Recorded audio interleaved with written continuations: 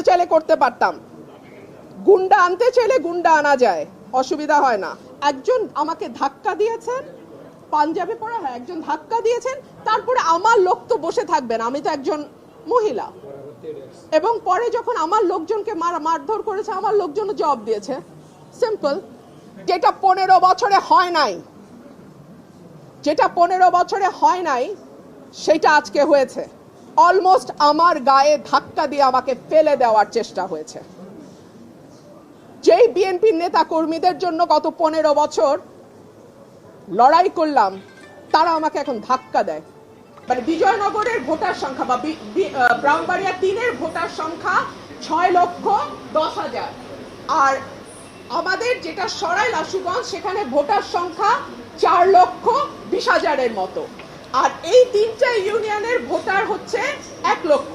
এই 1 লক্ষ যদি সরাইলের সঙ্গেও যুক্ত হয়, তারপরেও দেখা যাবে যে সদরের সঙ্গে বা বিজয়নগরের সঙ্গে সরাইলের ভোটার পার্থক্য অলমোস্ট 2 লাখ থেকে যায়।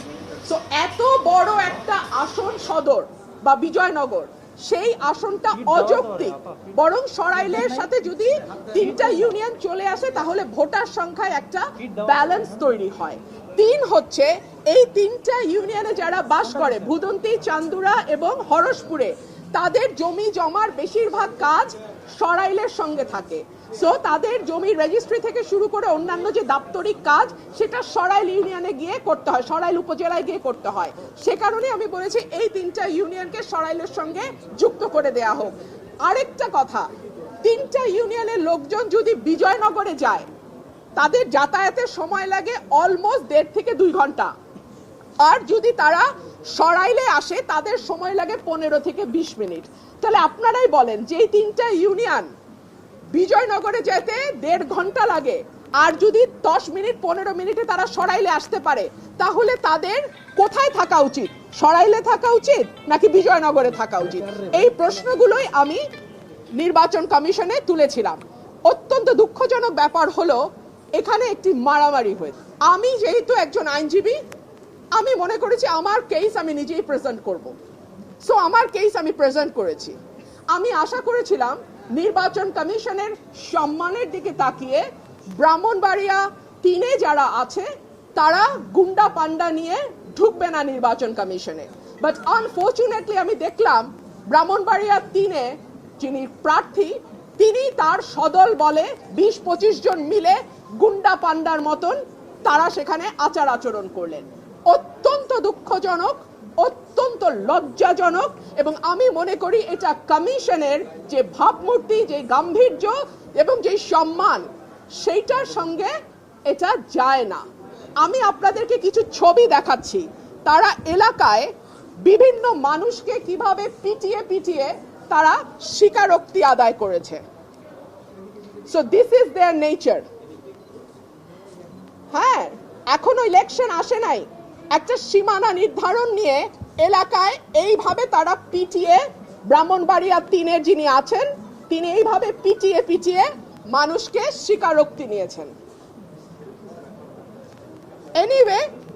এনিওয়ে নির্বাচন কমিশনে আমরা প্রেজেন্ট করেছি, ভৌগোলিক দিক বিবেচনায়, জনসংখ্যা বিবেচনায় এবং সকল কিছুর বিবেচনায় আমি আশা করব নির্বাচন কমিশন যে সিদ্ধান্ত নিয়েছে সেটি সঠিক সিদ্ধান্ত, এবং সেই সিদ্ধান্তই নির্বাচন কমিশন বহাল রাখবে।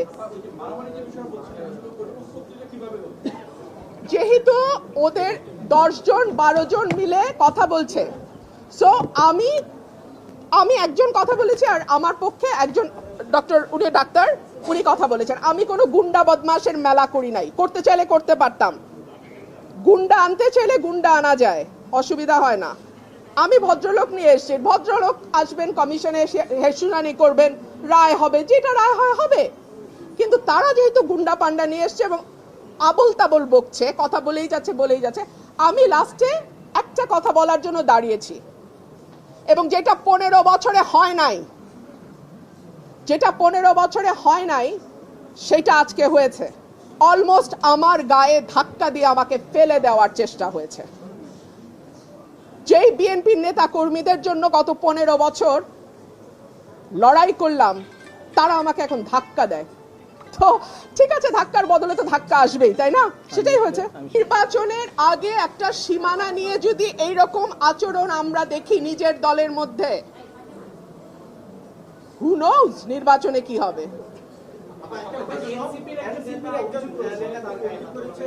আপনি তাকে ধাক্কা দিয়েছেন, সেকেন্ড টাইম পরে পেছনে ভিডিওতে দেখা গেছে যে আপনি দাঁড়িয়ে আছেন, পেছনে কয়েকজন তাকে মারধর করতেছে এবং সে অভিযোগ করছে যে আপনার যারা গুন্ডাপান্ডা আছে তারা।